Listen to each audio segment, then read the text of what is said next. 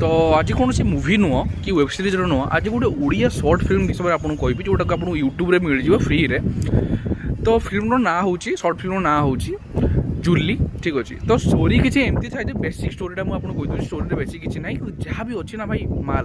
ठीक अच्छे माने टॉप नॉच। तो मुझे मुझे 100टा खराब मूवी जी भर कंटेंट थी ना ये बस 10-15 मिनिट भिडियो ही से कंटेंट अच्छे ठीक अच्छे आ पुणी टॉप नॉच कंटेंट अच्छे मैंने एक्टिंग ठार आरंभ हो जहाँ भी मैंने बेसिक किसी ना स्टोरी किसी एमती थाए गोटे ट्राइबल लोक सी गोटे ब्लॉगिंग भिडियो शूट करता है बस से ठीक अच्छे आ बेसिक किसी कहले आप स्टोरी स्पॉइल हो ठीक अच्छे थोड़े ट्राए कर